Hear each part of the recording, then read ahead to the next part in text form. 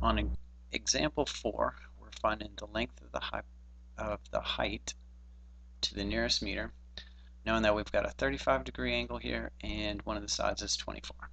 Alright, question is, why can't we just use the Pythagorean theorem to find h? Answer is that we don't know the length of the hypotenuse, so we don't have enough information. But we do have this 35-degree angle, so that we can use one of the trig ratios. In order to figure out which one we're going to use, you want to label your sides. We know that this is the hypotenuse across from the right angle, but we don't need it because we don't have a number there, we don't have a variable there, so it's just not needed. Across from the 35-degree angle is my opposite side, and this 24 touches my angle, so that's the adjacent side. Opposite and adjacent is the tangent ratio. So I'm going to write tangent of the angle 35 degrees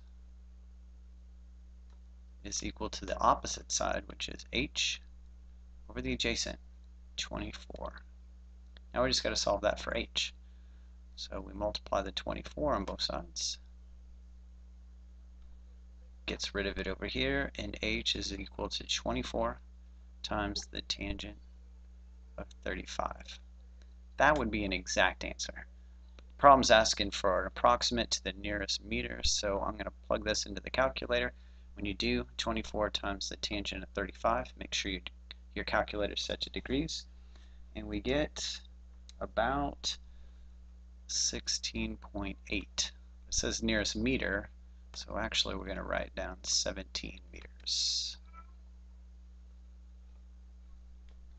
Okay, on example 5, same kind of deal. This time we're looking for the hypotenuse. We have the height being 410 feet, and this angle is 20 degrees. So let's label our sides. Across from the right angle, this one's the hypotenuse, and across from the 20 is the opposite side.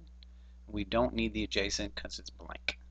O and H, that's the sine ratio, so I'm going to write sine 20 is equal to the opposite side, which is 410 over x, the hypotenuse.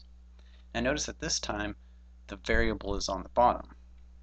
Back over here, the variable was on top. Okay, but we're still going to solve it the same way. We can multiply both sides by x times by x. So get rid of this x over here. And I have x times the sine of 20 equals 410.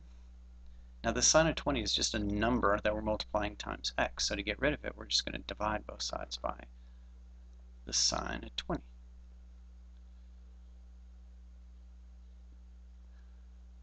So here we can see that x is exactly equal to 410 divided by the sine of 20.